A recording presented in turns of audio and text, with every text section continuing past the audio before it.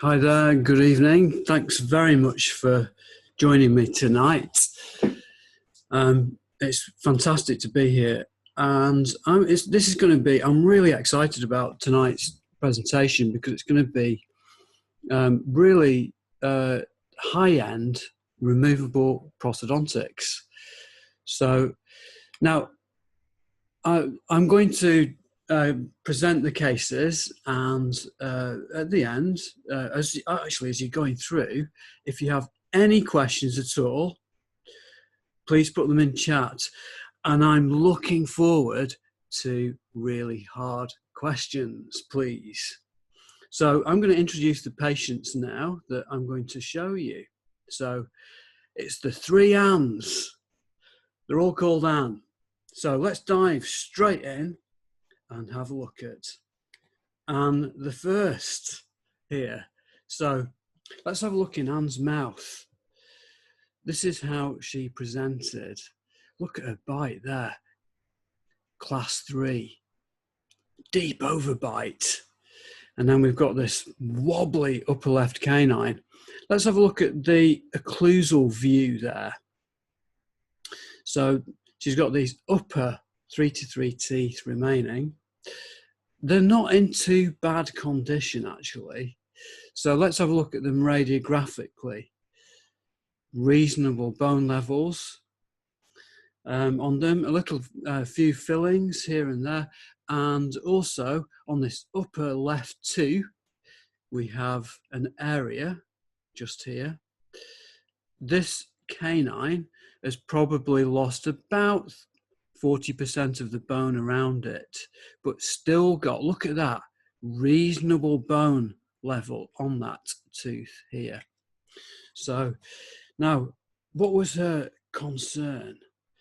She was worried about, this is what she said, my concerns are my age, my gums, and my bite. And her wish list was, she wanted a partial denture that fits, is comfortable, and enables me to eat. That was what she wrote down on her list. And she was actually referred from Liverpool. So she came up to see us from Liverpool and referred by her general practitioner. Interestingly, she had no concerns about her appearance at all. And in fact, what was quite interesting is she felt that this side, that left-hand side view with that upper left lateral that's dark and the canine that's in a slightly odd position, she said that was my best side. And she really wanted to keep those upper teeth. That was really, really important to her. Anyway, let's have a look in the mouth here and see what's going on. So this here is centric occlusion. So in centric relation, that's her initial point of contact. So if you just try and just visualize, if you had Anne sitting in the chair now with you, and we were going to replace those posterior teeth with a denture, would you restore her to centric occlusion there and have her propped open? This, and then watch what happens when she bites together. So mandible goes from that edge to edge position in centric occlusion and then slides forward and down into MIP. So I've got a little video here of the occlusion for Anne here now. So watch this as she bites up and down, and watch in particular the fremitus on that canine, the trauma from occlusion when she bites together. It really bounces out when she bites together. So if we were to wiggle that tooth, that was grade 3 mobile. So now I just want you to think about how you would design a partial denture for her. You know, if she was actually there in the surgery now, or you had those models in front of you, what shape of partial denture would you give her? How would you do that? And how would you get around that tooth bouncing out? And also, where would we restore her? Do we restore her to centric occlusion, or restore her to MIP, or somewhere in between? So anyway, this was the design that I came up with. So if I just break this down now, we've got metal backings. This is that classic Scandinavian design that I love using now, which is maximizing our tooth support. These are almost like resin bonded bridges on these back teeth. If you notice, there's little V-shaped arrows on the cingulums of these upper teeth there. That's for composite rest seats to hold everything together. We've got two clasps.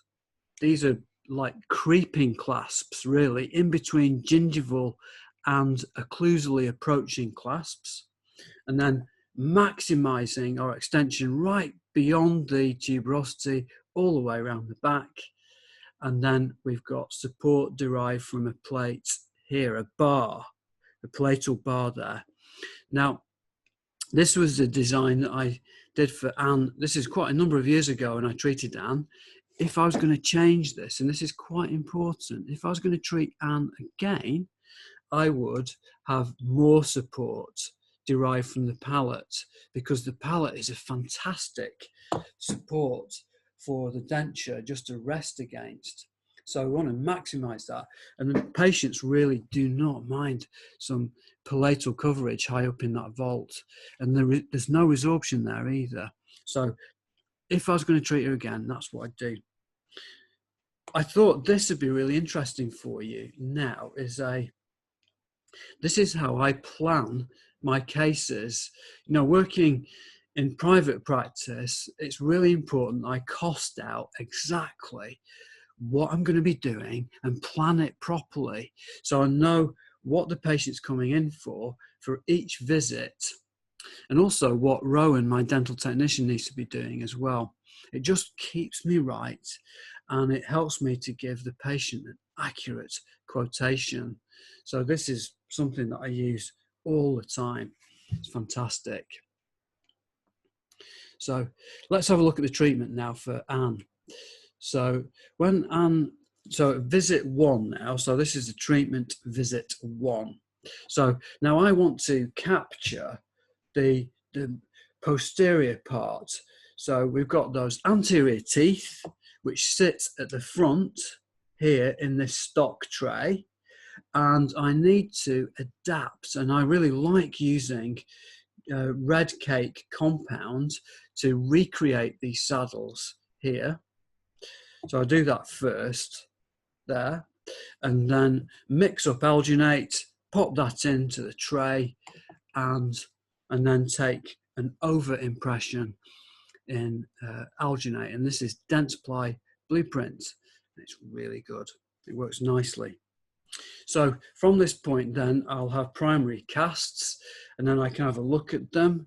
And Rowan and I really do. We look at the design, refine it using a surveyor like this, and then we can now work out what we need to do.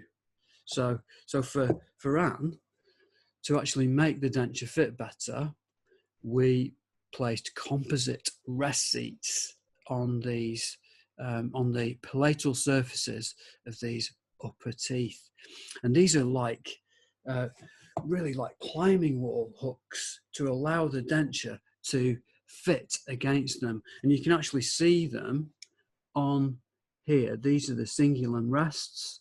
I will show you a model of this just in a minute.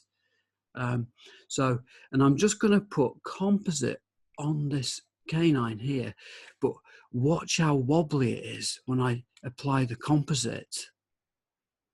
So these composite rests, look how wobbly that is. It's grade 3 mobile, bouncing up and down.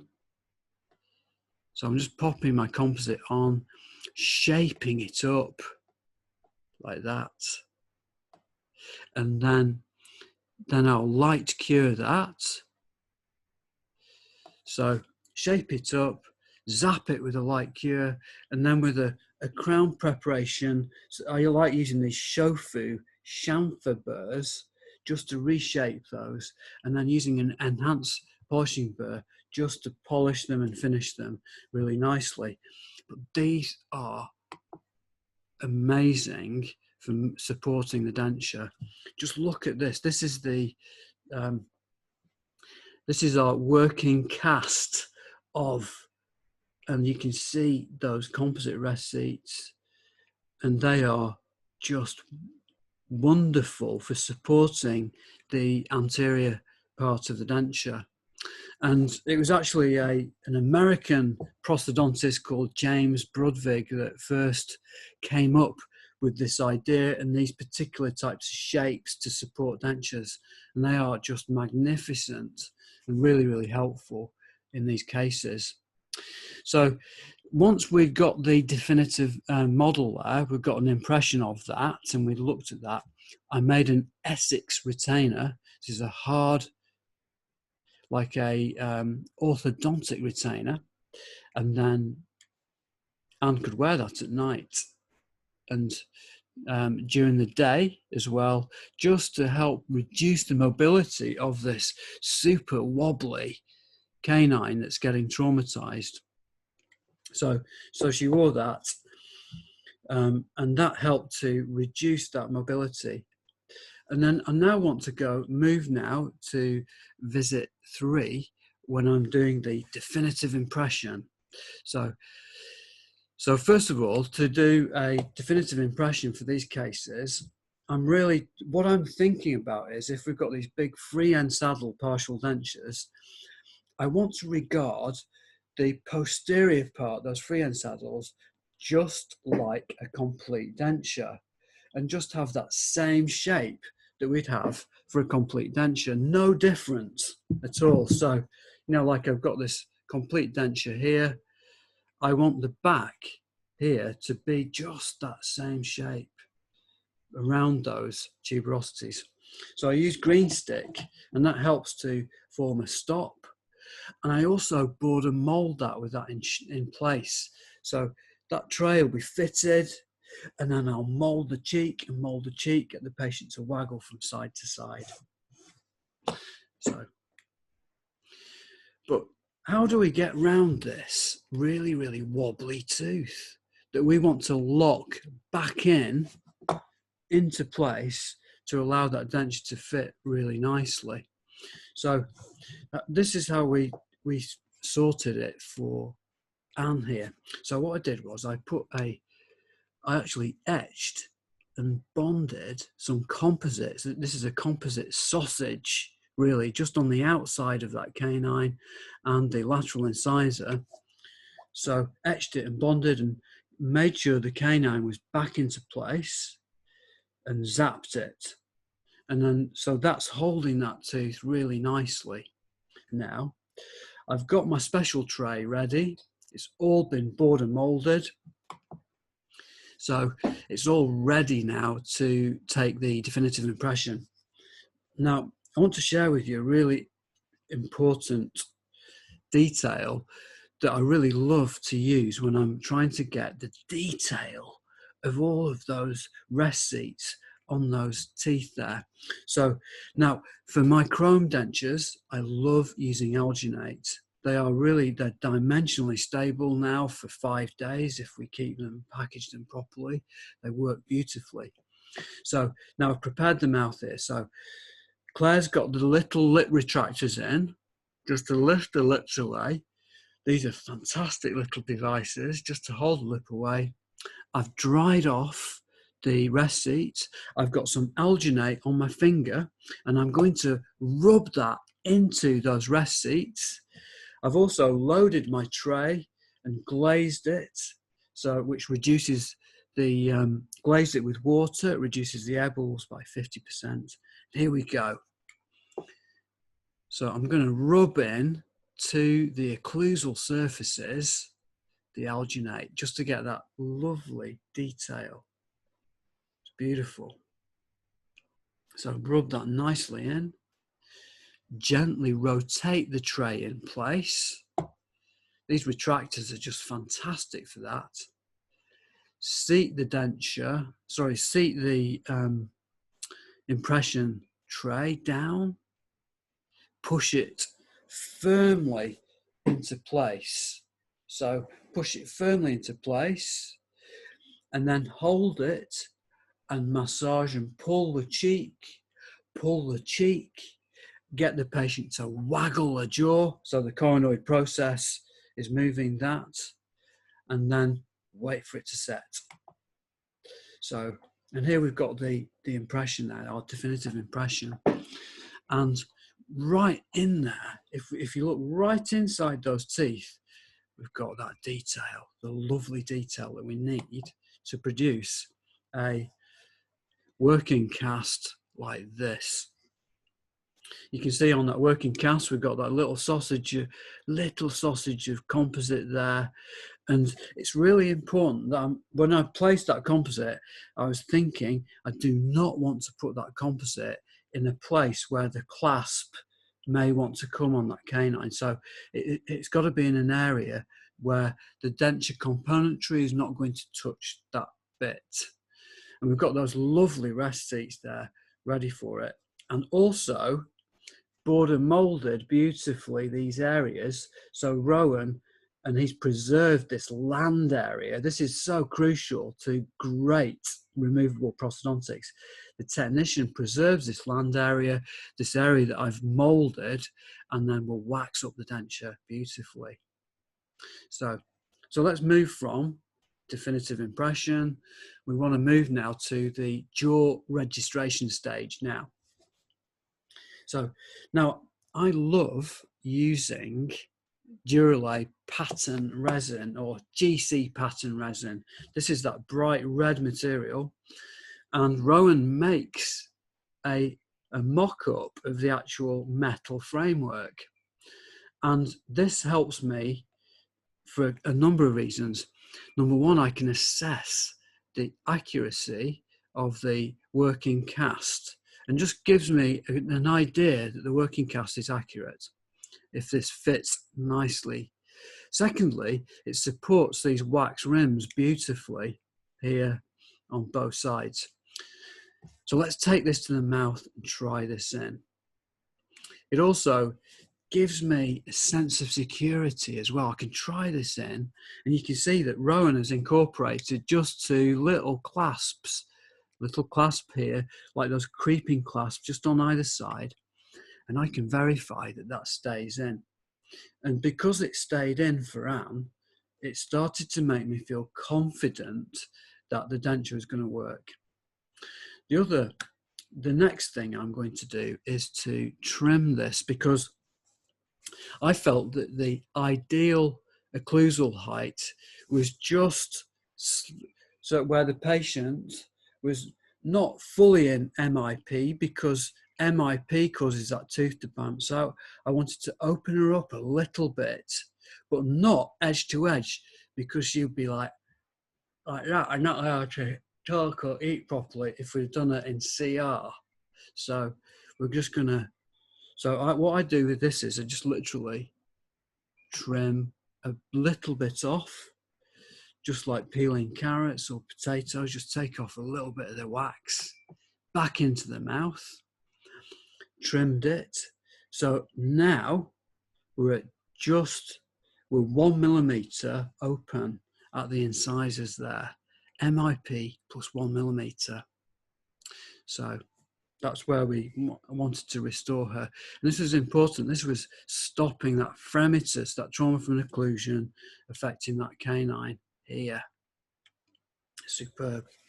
So, and then once I was happy at that vertical dimension, I cut some grooves into the wax blocks, and with Claire holding the retractors there and me knowing that I've got this patient at that position, she's got the retractors in, I can get my Futar D bite registration material and squirt that between those rims.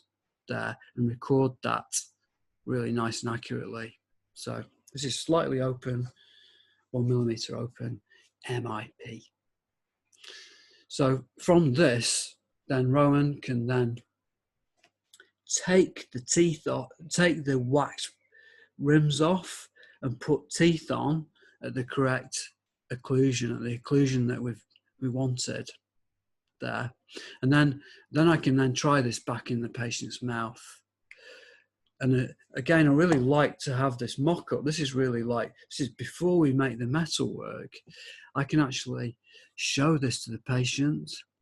They can see it.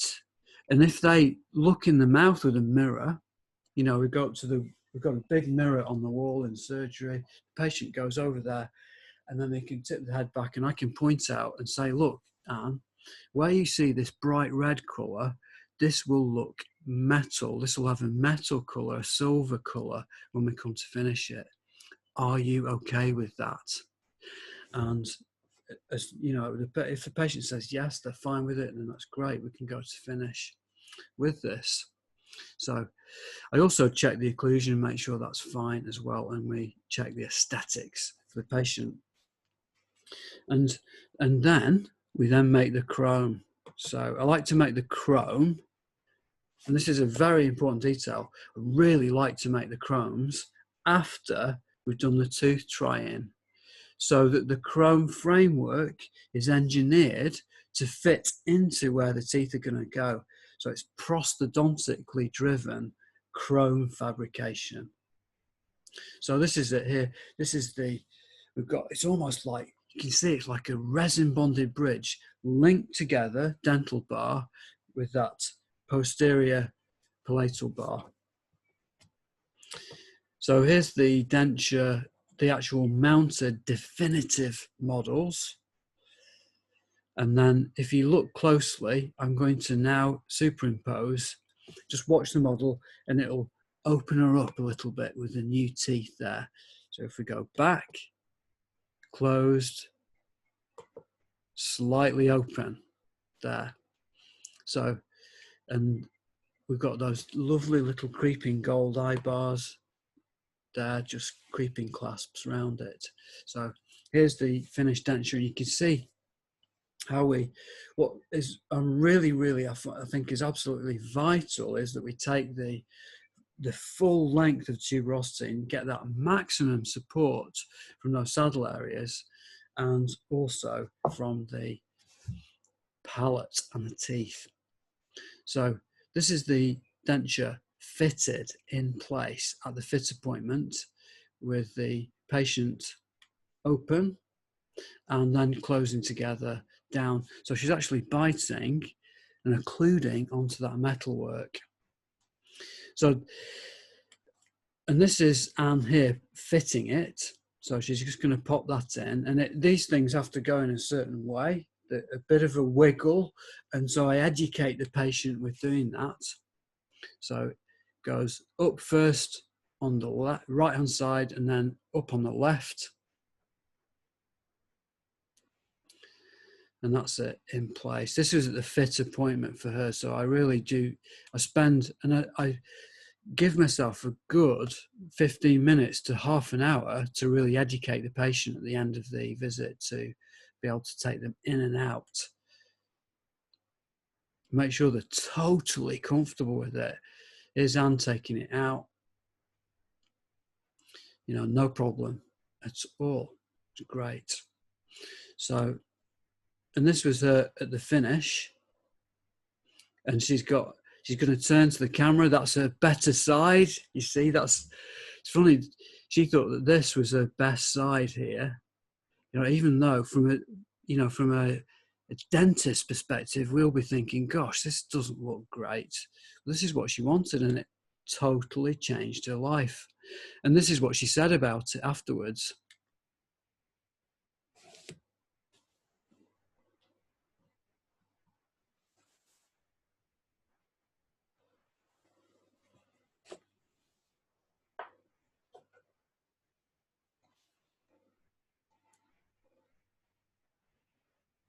Sorry, you can't hear anything. No audio. So, what Anne's talking to us about here is that she can eat anything with it. She's not aware of it in her mouth. She was really worried about the prospect of having a denture. She just really didn't think that she would be able to cope with a denture at all. And she was just really delighted with it. And she could eat anything, which is amazing. And in fact, seriously, Anne, she's one of my most favourite cases I've ever treated. She's such a lovely lady, and really, really challenging bite. Interestingly, as well, this was the canine when I actually placed the composite, and you can see it's really wobbly here. And this was the mobility 2 weeks after she'd been wearing the denture. And we've now got it down to grade 1. And this is what I find with these beautiful Scandinavian designed partial dentures. They just hold those teeth together. And, imagine if we'd have taken those teeth out for that patient. She didn't want that to happen. And then she would have been, she wouldn't have been able to, the denture would not have been as secure. It's like removing some 6 beautiful implants that are natural teeth with all those lovely periodontal ligaments and everything. So it's some really important point. Now, when I was treating Anne, I actually made her 2 dentures as well. So I made a metal-based one there, but also I made her a pecton, a white-based denture, because I was concerned that Anne may not like the look of the metal-based denture, and maybe would get some show through on the outside of the teeth with the metal base.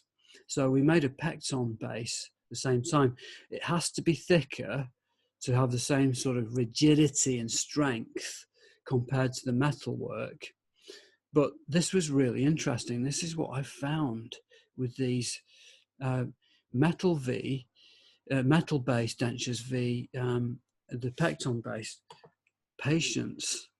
The patients prefer the metal base in terms of the mouth feel because it's thinner and it's less obtrusive, and it's actually it also conducts the heat nicer to the palate as well.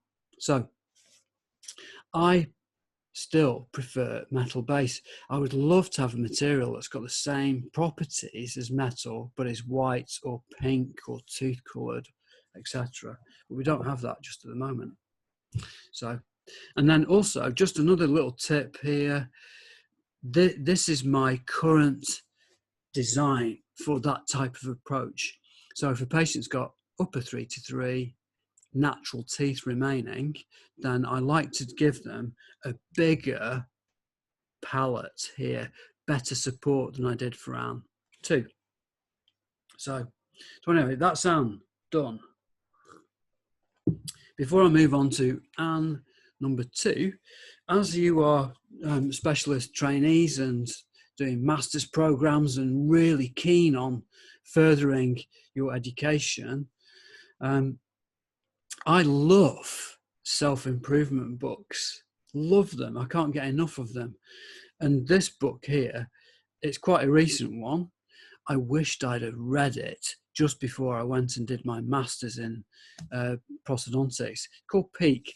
Basically, Anders Ericsson talks about people that are really good at stuff. How do we get good at things?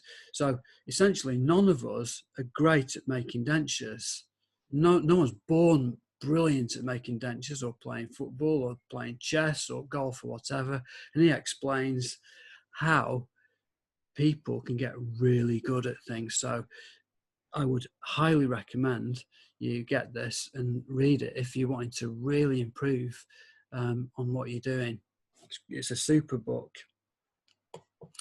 So I want to move on now to Anne the second. So now Anne, let's have a look in her mouth. She's got a heavily restored dentition here.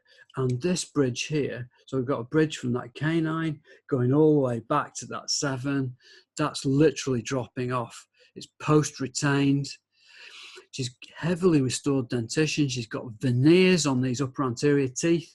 She's got a failing post-crown here. And she's got a 3-unit bridge here on natural teeth. An implant there. She'd had a previous implant that had failed at the back here. And she's a grinder. She's anxious. She's got TMJ problems. She's really one of those patients that just takes up loads of time and asks so many questions. And she's not easy to manage. And she would be the first person to admit that too. But look there. So we've got this bridge that's failing. And she's got this. She's really brooks it hard on this. And she is referred by her dentist to me to give her or provide a denture to replace that failing bridge in the upper arch, because she didn't want to have any more implants because of the previous history of failure. So let's have a look at the top there. So we've got this post-retained crown there, linked to another tooth at the front here. And we've also got a perforated post here with a draining sinus on that tooth there. So I felt that those 3 teeth needed to be extracted. Her general practitioner was going to continue to look after the lower arch. So this is the upper jaw here. So we've got this bridge there that's hanging off. So I want to take out that tooth, and I want to take out that tooth and this one. And first of all, what I was going to do is provide Anne with a immediate denture, and then provide her with a metal-based denture after 9 months. So I'll show you how I did the impression to give us the immediate denture.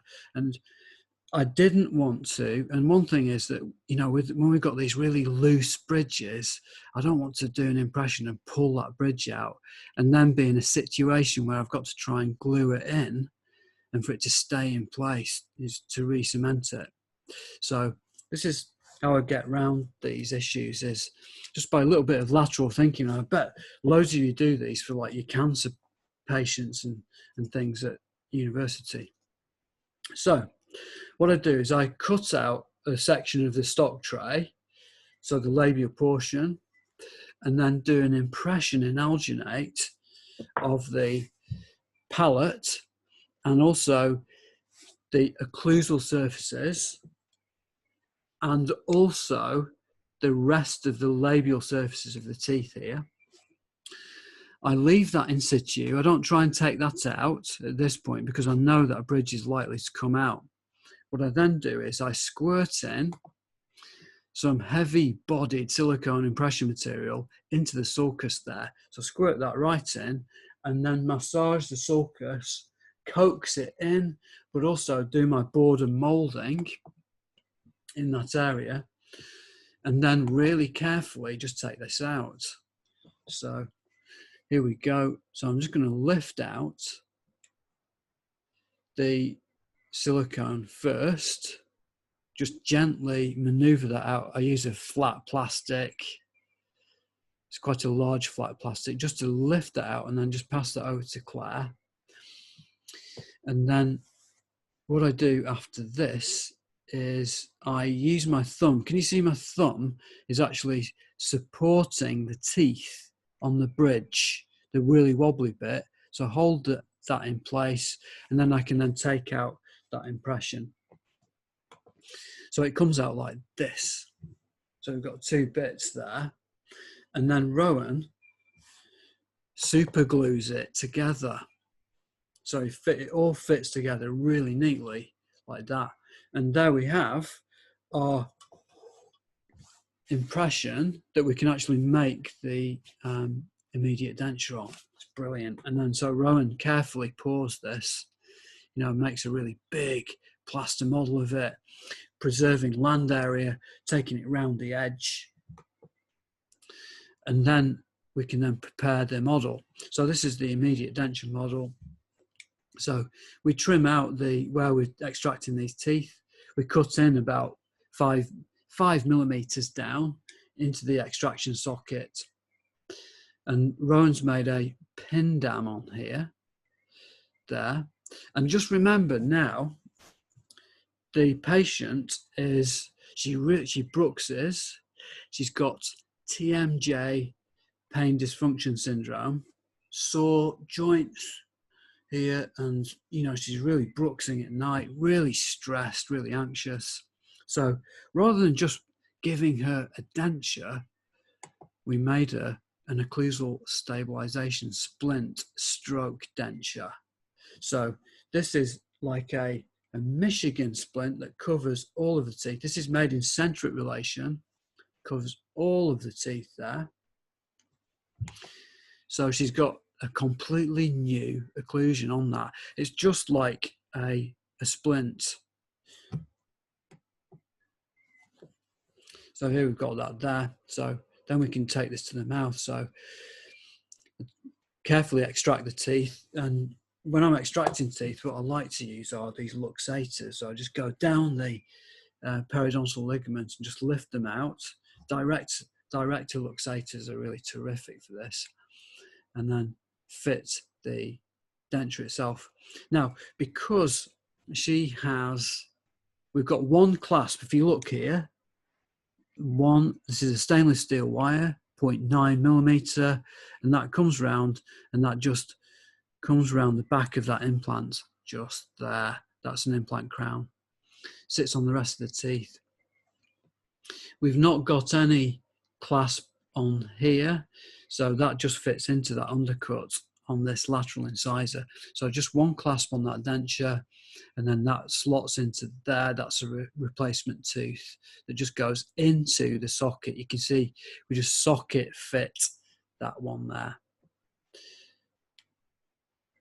So, and then over that 9-month period, I do a chairside reline at 2 months, and then I reline it with a lab reline at 4 months, and then 9 months later, we're ready to actually make the definitive denture.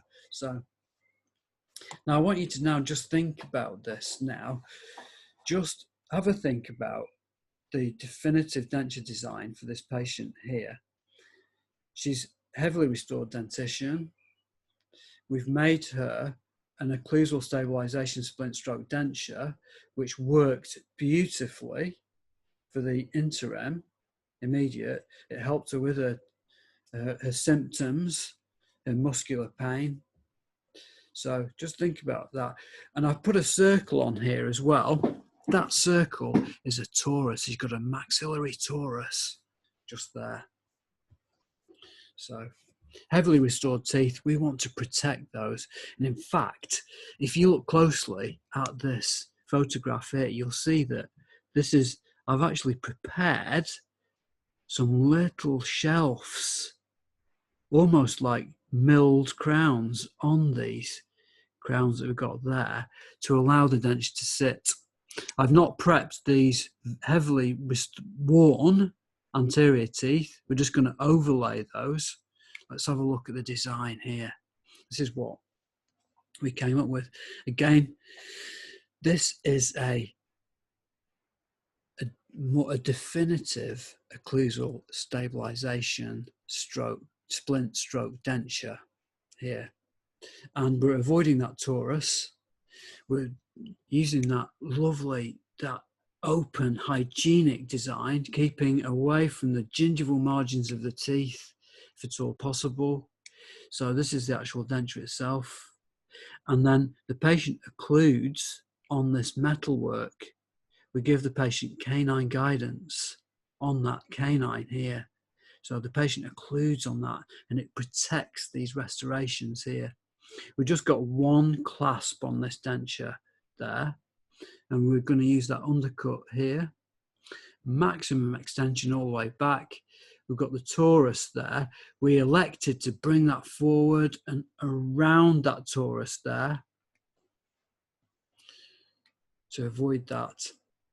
So what's with these sorts of cases, you know, I'm reorganizing the occlusion.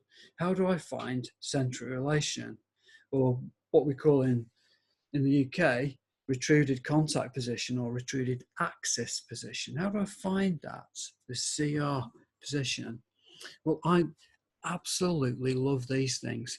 Gothic arch tracing or central bearing apparatus. This is the one that I used for Anne here.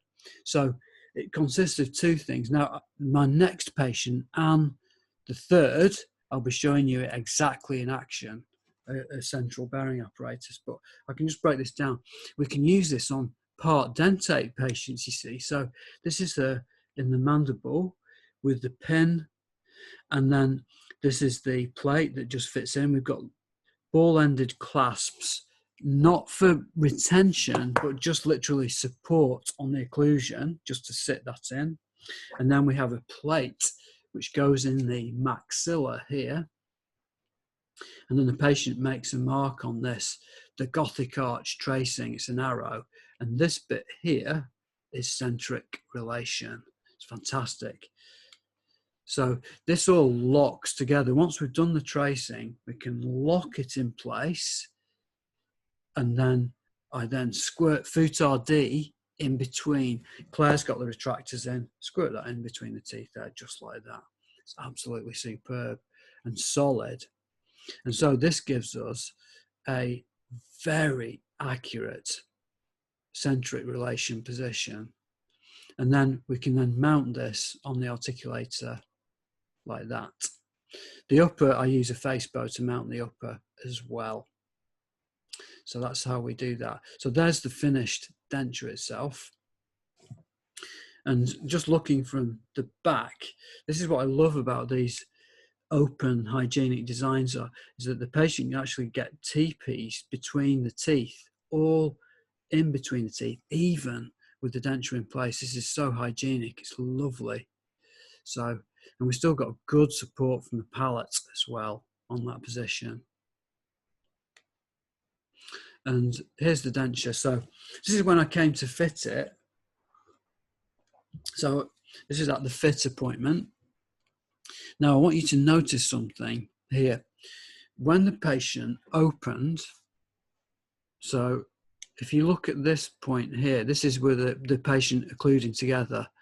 So biting together there, open, can you see there's a little gap just here developed, and also it's just come away here. So that free end saddle here was dropping, and I didn't like that, and the patient was aware of it, and it actually did that.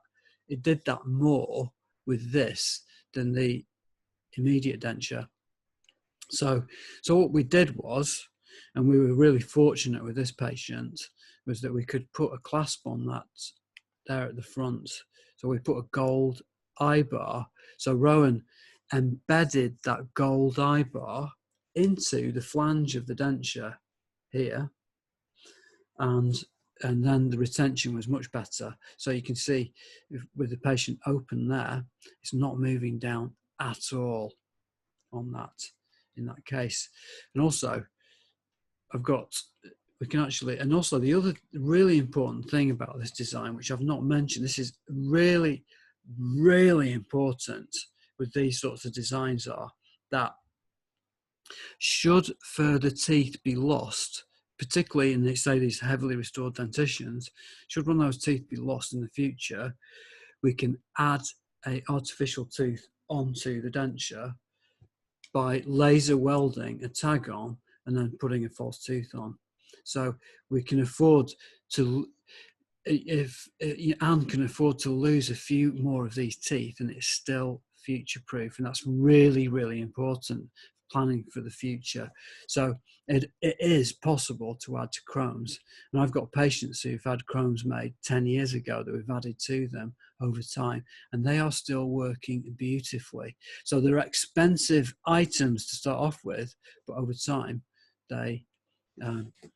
we can do this, and it's really quite cost effective, works beautifully.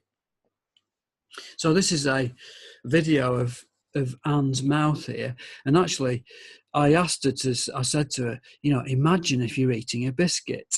So, and this shows how well supported that denture is when she occludes together.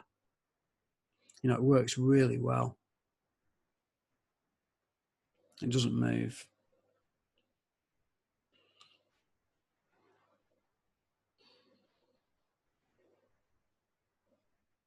Really pleased. So, and she just gets on really, really well with it. She's been, you know, she's delighted, and it's really, really helped her. And it's just nice being able to do that, and so that she can eat and chew, etc. But also she's pain free as well, because we've given her that nice splint.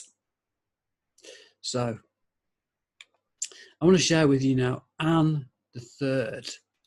And Anne is seriously the most difficult, technically difficult denture case I've ever treated in my life. And that's all I do is treat dentures. And I really love doing them, but this was unbelievable. So here's Anne. Now she's got this sort of British standard denture, if you will, where the teeth are set on the ridge. So rather than being set where the natural predecessors would be, the teeth are set in, but to give some tooth show, the technicians bring them down there to actually show a bit of tooth. So just looking at Anne there, she's got complete dentures. We want to bring the teeth out and up. That's like an automatic thing that I'm just looking at here. Let's have a look in Anne's mouth though. So now Anne had, in the past, she'd had 4 dental implants in the mandible and a fixed bridge. So all 4 of those implants had failed in the past. And she'd also got this scarring and unusual anatomy down at the bottom there. And actually, when I got my gloved finger and just pressed it on there, it was excruciating for her. And I've got this video. This is at the consultation appointment here. And just watch Anne twitch as I'm just lightly pressing, literally just very lightly pressing just on the mandible there. And it was like she was just jumping as I was doing that. And I was thinking, flipping heck, there's no way I'm going to be able to make a denture for her here. And so what I did was I said, I asked Rowan to come through from the lab because he works just in the room next. So I said, can we map this out? So what I did was on the diagram here, we marked in green where I could put pressure, so I could press firmly on the retromolar pads and also a little bit on this lingual shelf here. But everywhere else that isn't green, it was like a nightmare for her, and it just made her jump. So I sat her down, you know, and this is at the consultation here. So here's Anne with her husband, and we talked it through. And what I like to do at the consultation is I like to get photos on the screen, show them exactly what's going on, and get a model out of someone else's mouth, show them different things that we can do. And also just on a list here, on a handwritten list, I just list down the various options that we can do. But when I went around and just felt inside her mouth there, I thought, there's this, a screw retained, implant supported bridge was the only option. I'd really thought that because of the tenderness of the mucosa. And I was only 30% sure that I'd be able to make something that was going to work.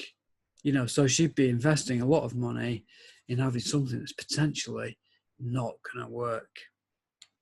And I also felt that she would have some discomfort as well, even if it was successful.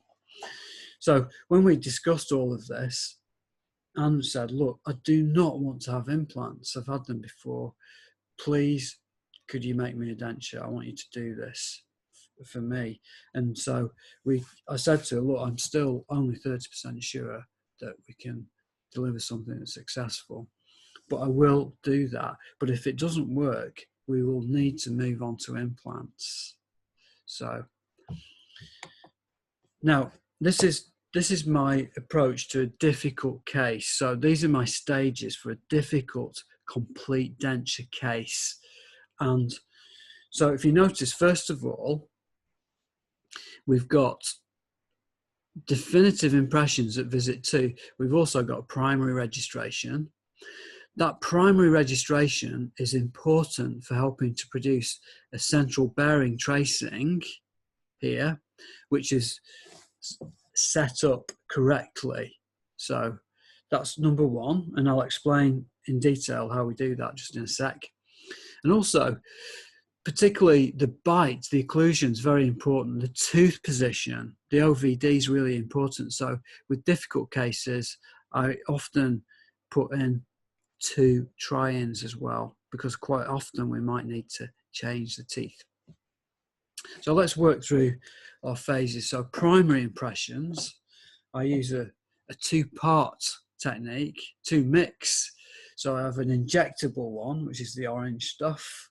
This is a Zermac product, Zermac Tropicalgin and Neocolloid, thick materials, injecting into the sulcus.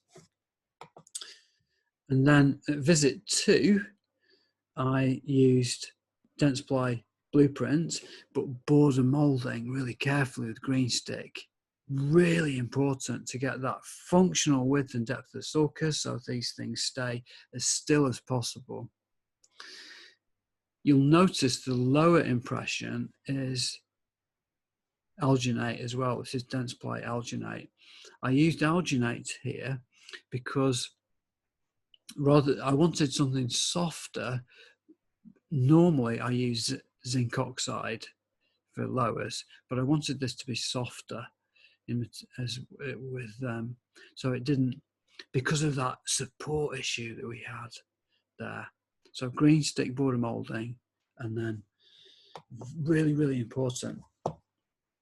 But the occlusion is key to these cases as well. I want to find centric relation, so we've got lovely even contact on the teeth, so the uppers and lowers seat beautifully together.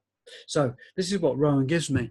Now, this is for the at visit 2 when I take the definitive impressions. So these are made on the primary casts. So this is a lower rim, like a pivot, and an upper rim. These are the primary casts. I do this, I pop those in the mouth, and I do a primary jaw registration with the patient at the correct vertical dimension. So this is Anne here with those rims in place, and this enables me to set up the central bearing apparatus. So once I'm happy with that OVD, once I think the patient looks right at that level, I then fix that together with Futar D bite registration material. And then what Rowan does, he takes this and he takes these primary rims, this is really important, and he makes them fit onto the definitive casts.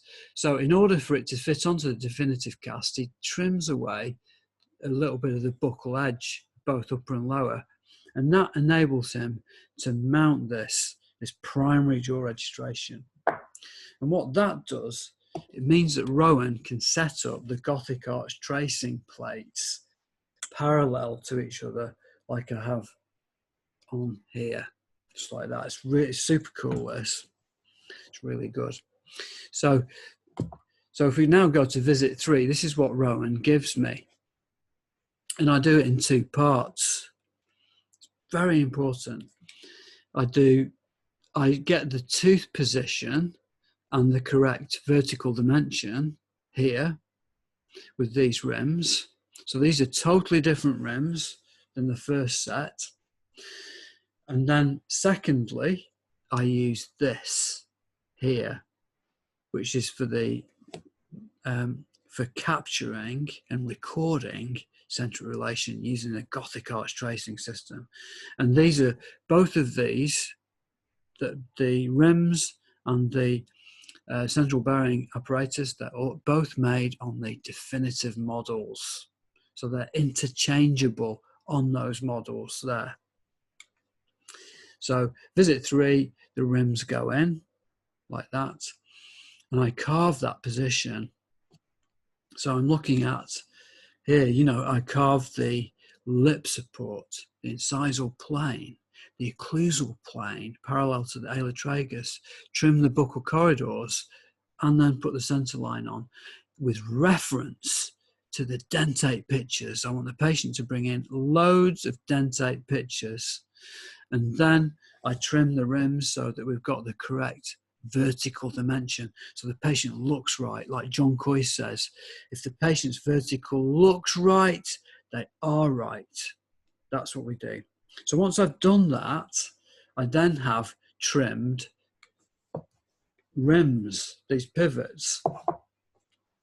So these trimmed pivots then I put back onto the definitive models, and then I adjust the pin on the articulator here to the same height as this,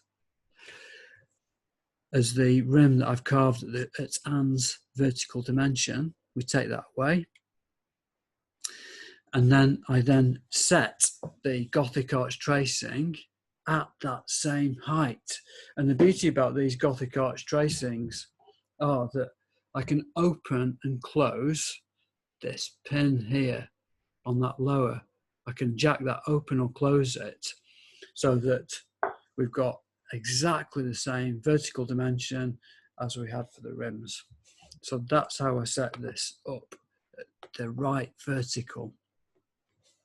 So then what I do is I take this back to the mouth, and before I do that, I want to put a China graph mark on here. So I warm this up like that, put a China graph mark on, we take this to the mouth, and this is brilliant. I love doing this every time. Get the patient forwards and back, side to side.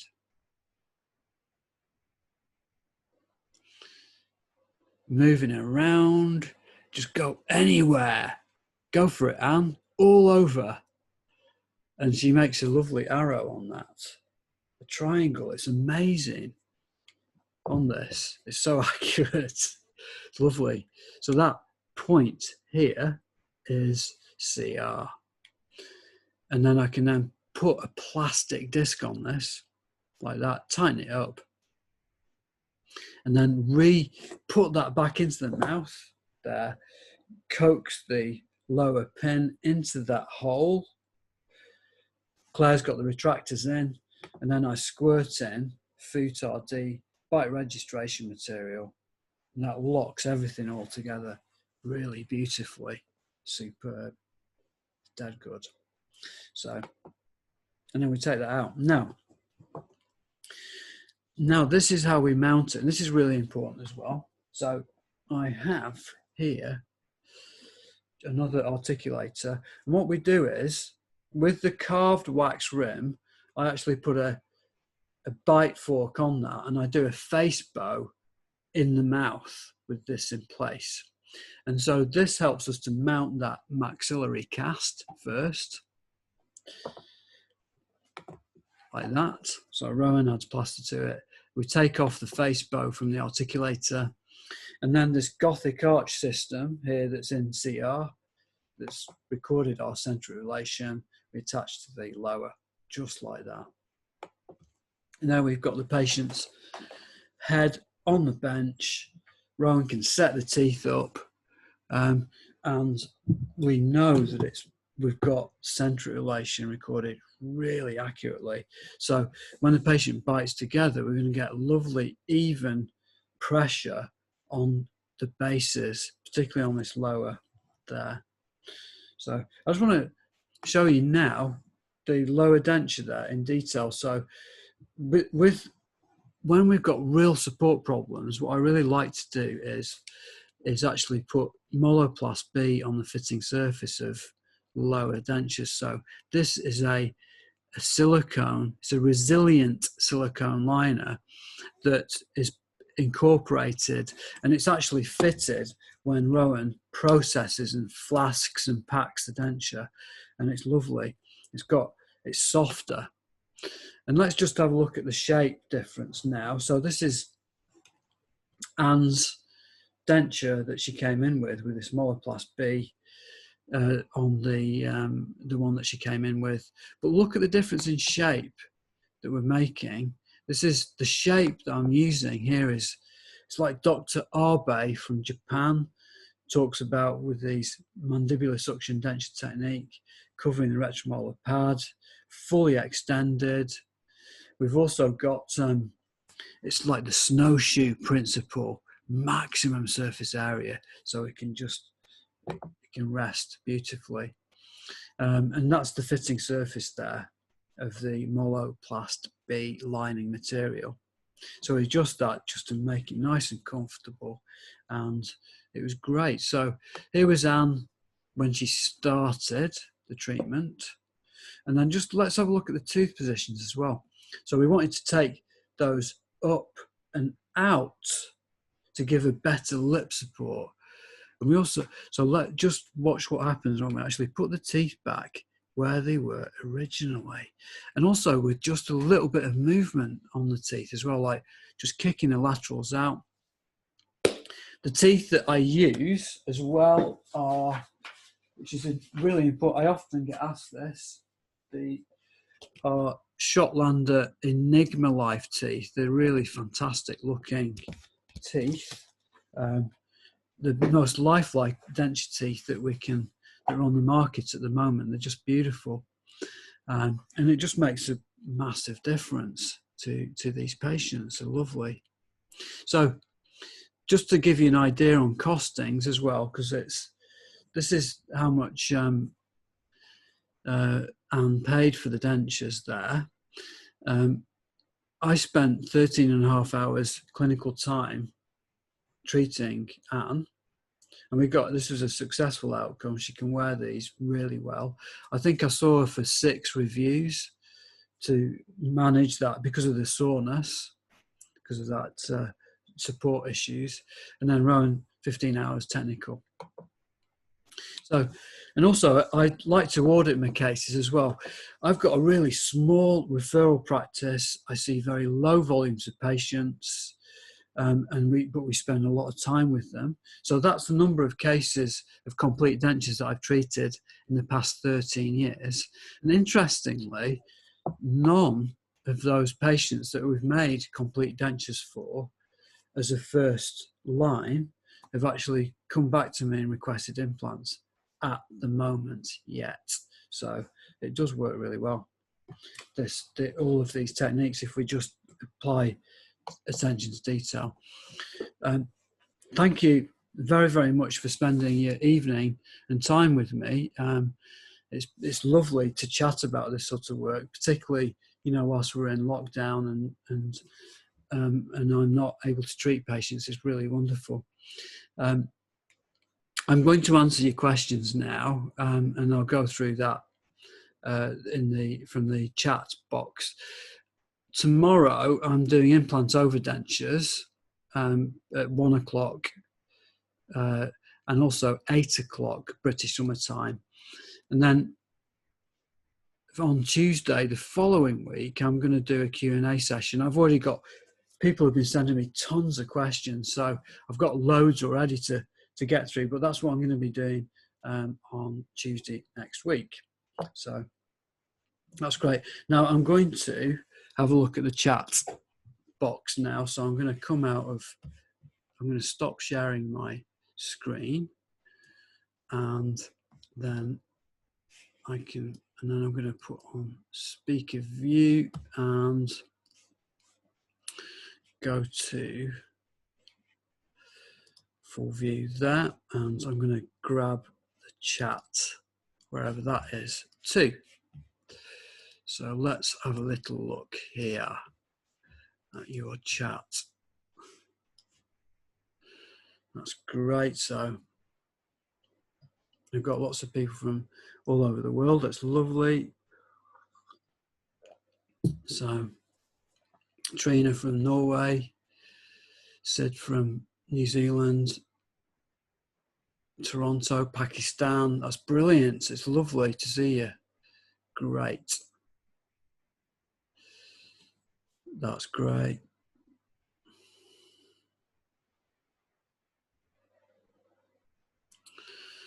So Sid Qatari's asked me, case 1, there's a lot of shear force on the composite.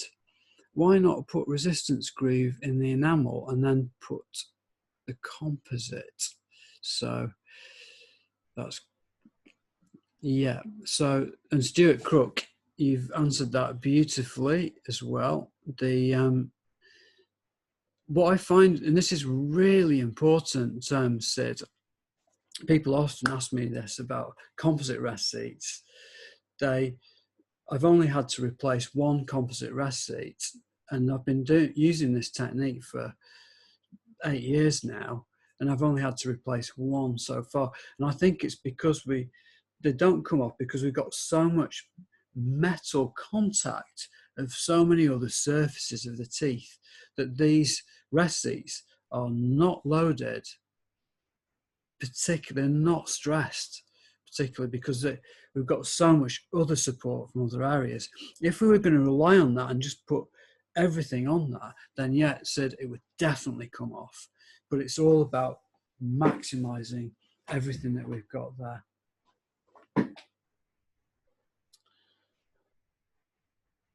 So, and what happens, Upan Patel has asked about what happens if a rest seat did come off. So when a rest seat did come off for one of my patients, it was quite straightforward because we've got, basically, you've just got the space in the denture itself.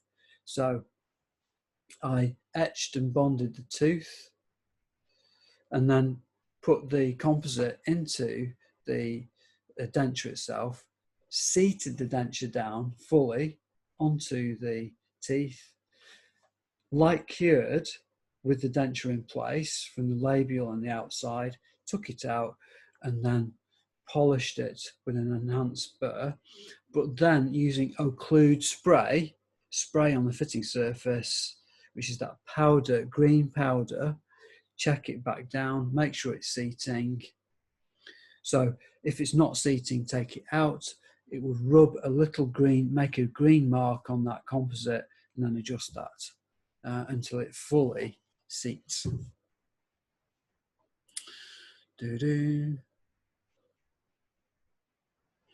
Upan Patel, case 1, are you allowing for dial movement to re-establish occlusion? No, there's no dial on that at all. It's actually, there's tooth contact. All of the lower teeth actually occlude onto that denture at the top there. So it was not going to move at all. Sarah Garner, do you prefer gold clasps over SS and cobalt chrome? So my clasping preferences, Sarah, are for anterior teeth. So what I mean by anterior teeth, the smaller teeth like canines and premolars, I like to have 0.9mm wrought gold or 0.9mm stainless steel. On those stainless steel, it works just as well as wrought gold. It's quite cheap. It's a lot cheaper. So NHS situations, or if we've got funding things, then stainless steel is great. For back teeth, molars, so I'll often have a ring rest on the top and then a clasp arm, a chrome clasp arm coming off that. And the chrome, if it's longer, is more flexible, and then we can get a nice grip with chrome. So it's chrome clasps on the back, stainless steel or gold at the front.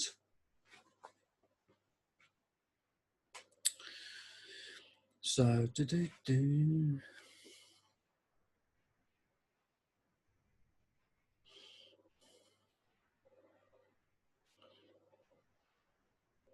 Michael Kohler, was the tutu endodontically treated? Yes, it was.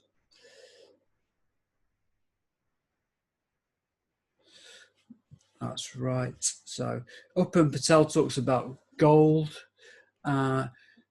Gold looks slightly better than silver, but its low elastic modulus means the clasps lose their shape.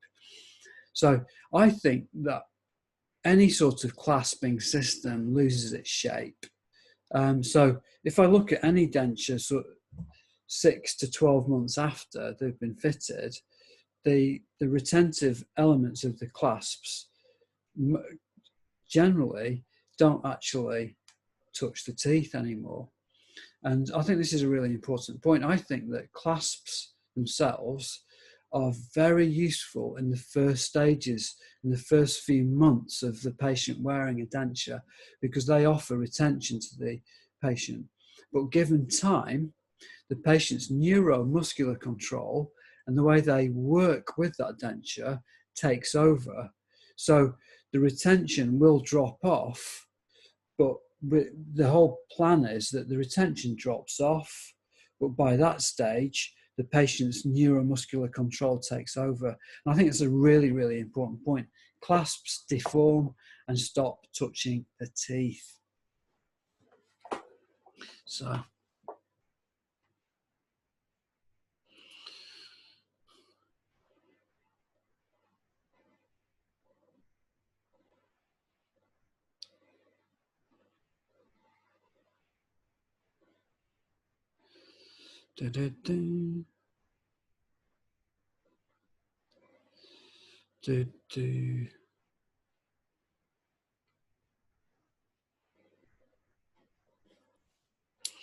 So that's right. So yeah, not worried at all about super. So it's Matthew Kushner. So are you concerned about super eruption of the mandibular anterior teeth for Anne Hatton? Well, we did have, she's basically an occlusion there. So I'm not concerned about that at all. They were touching really nice and evenly. So as the posterior bar too posteriorly, won't it lead to a gag? I find that if I finish the posterior border of the denture on a full denture, what we want to do is just have it bang on the fovea palatini. But with chrome dentures, then I can often bring them further forward. And if we actually looked at Anne's, it's quite a lot further forward than the fovea palatini. So it wasn't a problem at all for her. However, if it is a problem for the patient, then I will bring that palatal section further forward, but I retain these two either side. So right around the tuberosities at the back there.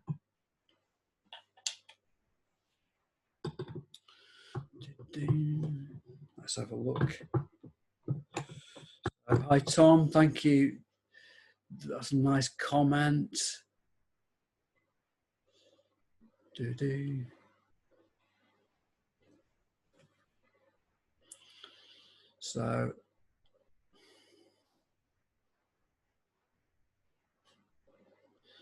So Sid Katari's asked, why not relieve the tori and extend on the palate and get more support for case 2?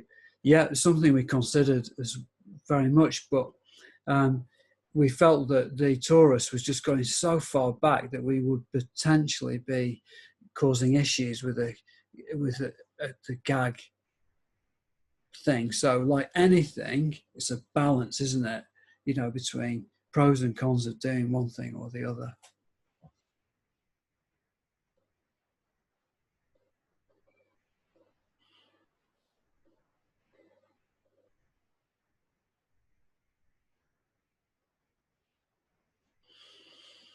So up and Patel, case 2, preparing crowns or adjusting them that have been cemented, risk weakening them, potential fracture, and thoughts, yeah, you just got to be, again, it's just being careful with this, and also being conservative. You know, if we, it's all about the denture working well. So just gentle preparation of the teeth. It allows the denture to fit better, and then that will hopefully enable that bridge to last longer as well, because it's just better supported. Sid Katari, case 2, why not give a long centric? So we did give her freedom in centric, Sid, so we did do that, if that's what you're meaning. So she's in CR and she can actually come forward in centric. So we gave her freedom in centric, as Peter Dawson would say.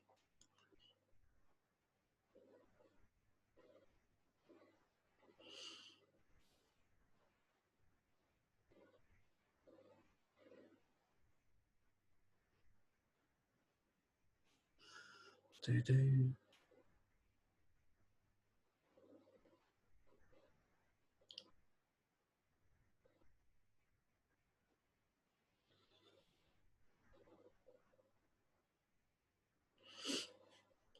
Shafika, so thank you, Dr. B, for saying beautiful working impressions on AN3. Yeah, I thought they looked nice as well. From Shifa Balkinas, was the painful area relieved whilst taking the impression? So Shifa, this is how I did it, the working impression. So I'll just talk you through it. On the special tray here, I actually did it with compound, green stick compound to start off with, and then kept, I did my border moulding, but the actual support underneath was with compound. So I put that on and then border moulded and then took that out. Now, and then when it cooled, I put it back in and pressed it down firmly. And if it was sore, I asked her where it was sore, and then I just softened that bit of the green stick out there, and then put it back in, and then just repeated it until I could put pressure on it before I actually did the alginate wash in the compound.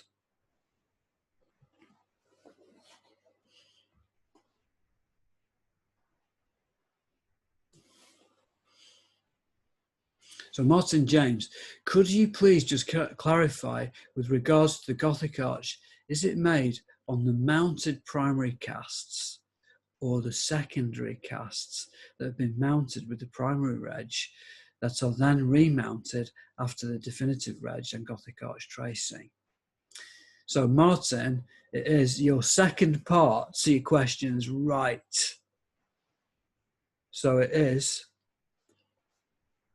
on the, we make the Gothic arch on the secondary casts that have been mounted with the primary reg, and then they're remounted after the definitive reg. Yes, dead on. Thanks, Pasha. Thank you, Uppen. Thanks, Alan. So that's lovely. Afshin Akhtar. Lower denture was fully extended to functional vestibular depth. Yes.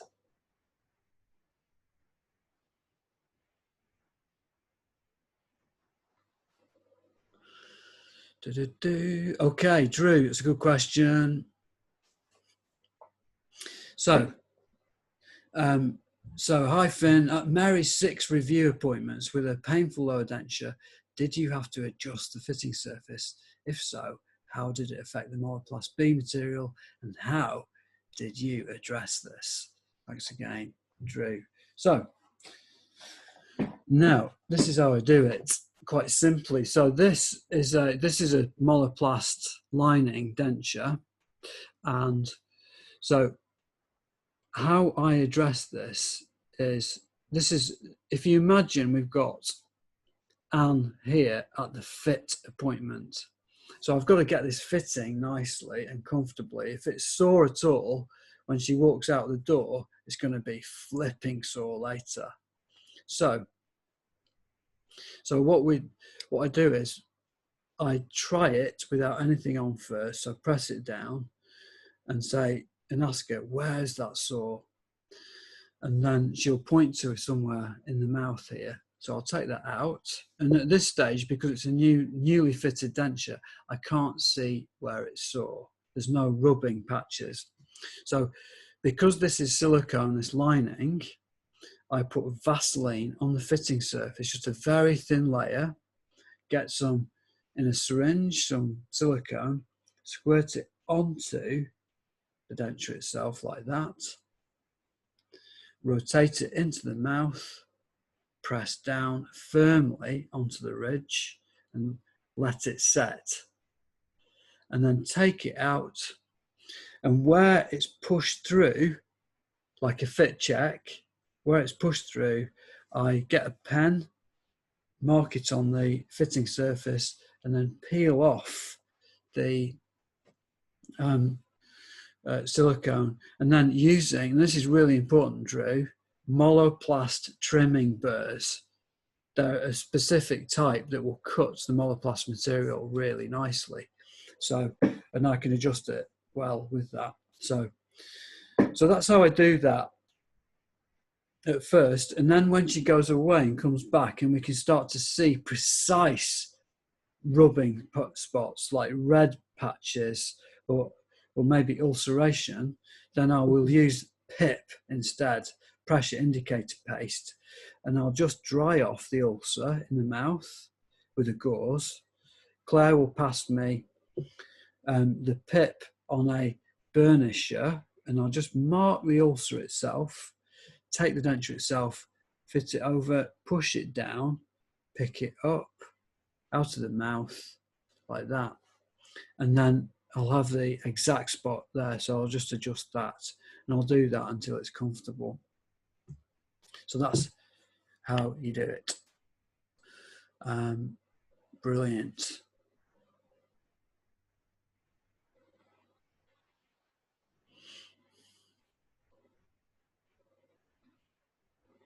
So Nilesh Shah, why don't you wear the posterior teeth when using them on an old patient, old age person? So we use, for elderly people, we have rounder cusps, so we don't use big cusps. So Shotlander produce two ranges of posterior teeth, the S range, which have got big cusps, and they're great for younger people, or say sort of implant structures you could use. But the P range have got more rounded cusps, like 25 degree, and they're actually quite similar to worn posterior teeth.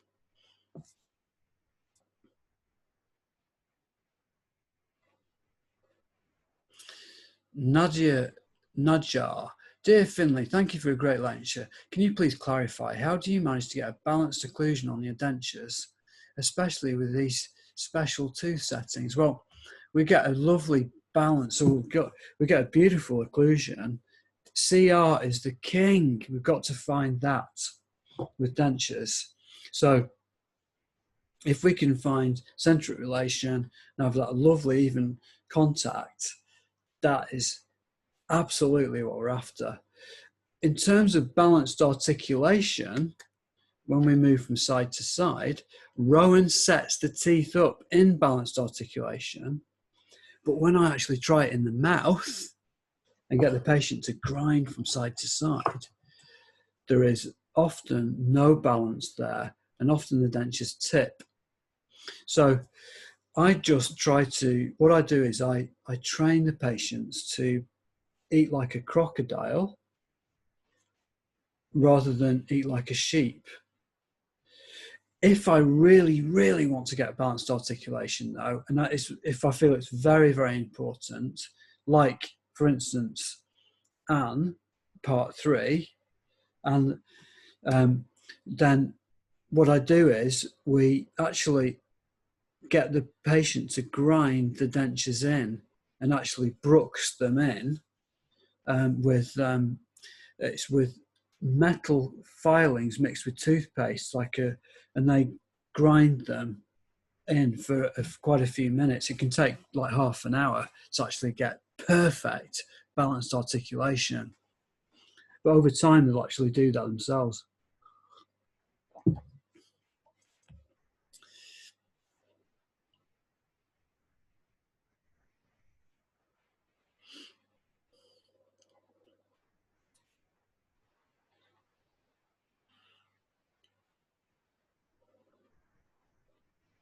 So, Andres, what's your view on ERA attachments like locators? I haven't seen a case when you have to replace some crowns and then do a partial on them. If so, what design for the partial would you choose and how would it be connected to crowns? So I've just at the end of this talk here, let's just see if I've still got it on there. This will help to answer that. I'm just going to share with you my screen again because this may help a little bit. So if you just bear with me, sorry, I seem to have lost my control thing here.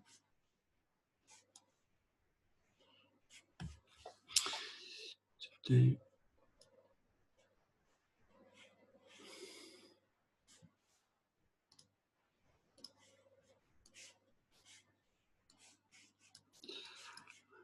can see myself there, and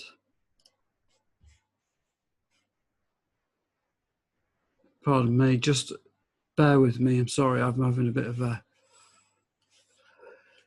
technical thing. I want to share my screen.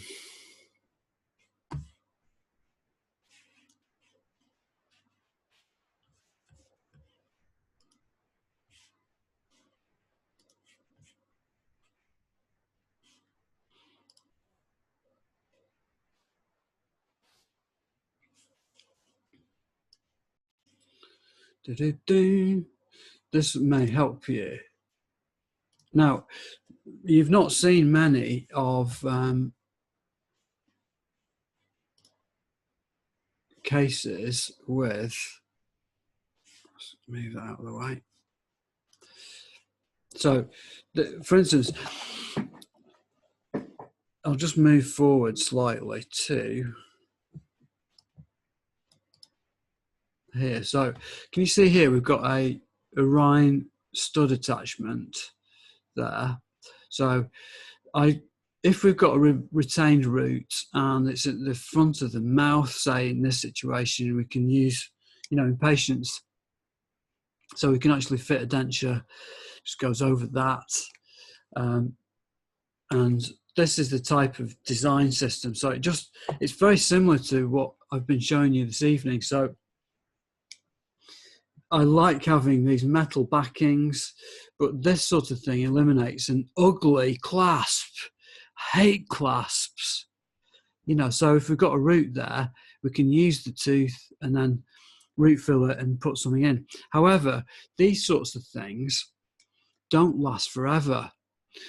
They're much better supported if we've got really lovely, good support from the dental bar and it's all rigid and robust, then they do last a lot longer, but they do fail eventually. And so, for instance, when I'm doing these types of things, I always say to the patient, look, this may fail at some stage. You may fracture that root.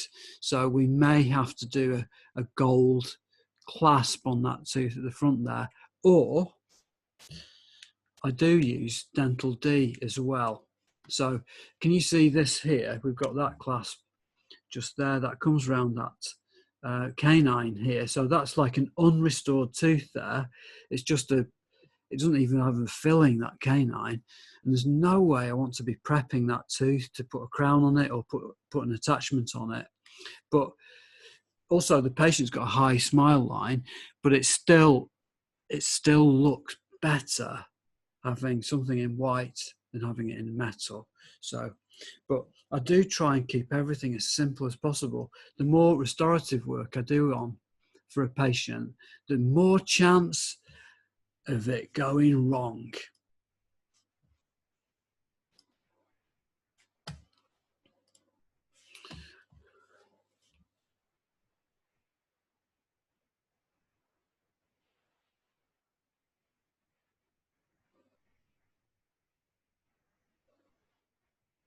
So Petros Milonas.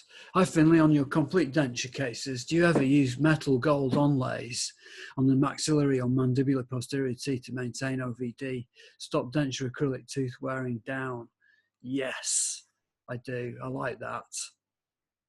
Love it, Petros.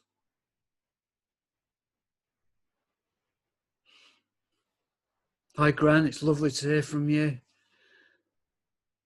You're doing good work at Queensway. It's brilliant.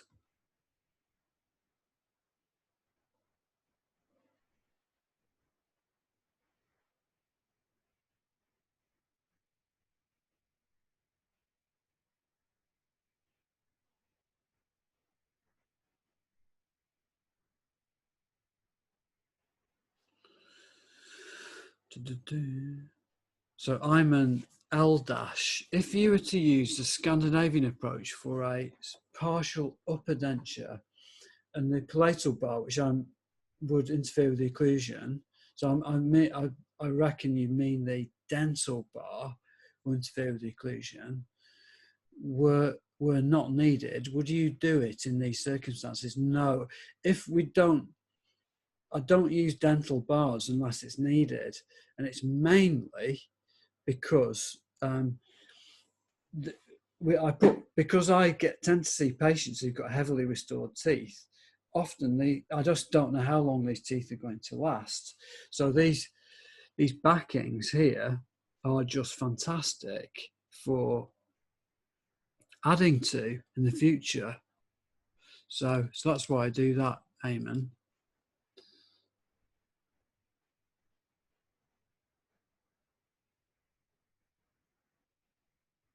So someone's asked me about, do you, in your practice, it's a private message, in your practice, do you give any guarantee to the patients, as Mike Wise famously never used to give any? If so, how long? Yes, 1 year. So, and then after that, it's a discussion. So I give a warranty for 1 year because things do break. So that's just a decision that I've made.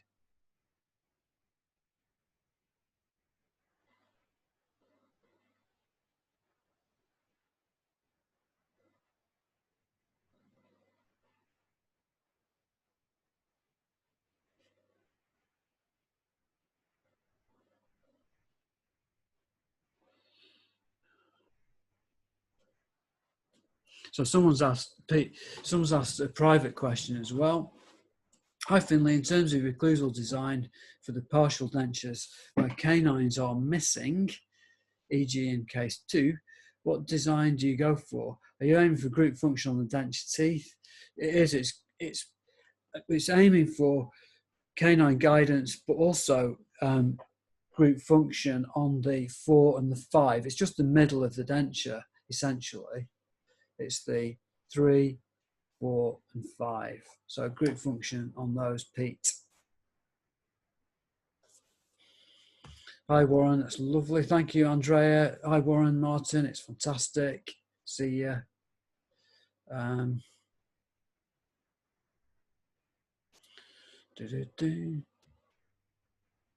So Sid Katari, what's Moloplast B material? If you just have a look at it on the internet, you'll see what it is. It's a soft lining material. It's lovely. Drew, that's great.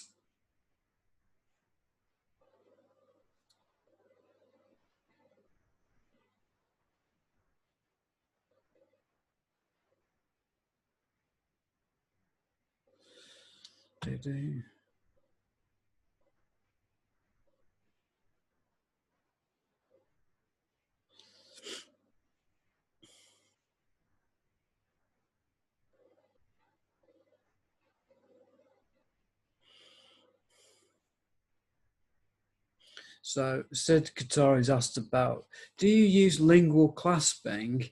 I almost always take the retention from the lingual side. I do not like any clasp seen through the maxillary anterior. So it's like with anything in dentistry, there's like loads of ways of doing things, and that we all have like different techniques. So, and I'm sure it works beautifully, Sid, for you. I don't like it because it can, taking things lingually on the upper, it's just a cleaning issue quite often, plaque areas. So that's why I try and just keep things away. But I do use lingual clasps if they're in the right place, though. Particularly those lower, those lower leaning molars where we've got that, the 6 is tilted in. So Martin James has asked, with cases like Mark 1, would you consider a swing lock? Yeah, we did. We thought about that, but it would just be, the issue is, Martin, with swing locks is that it bulks out. So you've got a natural anterior teeth here, and then we need to bring something up here. So it's going to push the lip out, and it's not going to look great. I think I've used them in the low. I've done one swing lock in the past 13 years, just down at the bottom, and it worked ace for this particular patient. It's just right. That's great. Someone's asked about, dimensionally stable. Yeah. So my last question is about alginates. So providing and storing them over. So how do you recommend storing, transporting alginate to allow them to remain dimensionally stable for 5 days? So it's just disinfect. So rinse, disinfect, rinse, wet gauze on top of the alginate, and then pop it into a bag, seal it, and then if you're posting it to the technician, put bubble wrap, just like you get these Amazon boxes with all that stuff in. You just put it in there, keep it nice, and so it's not good. If it's going to get knocked about, just look after it, and then it's absolutely fine. It's great. That's good. Thank you very much, and hopefully we'll see you tomorrow.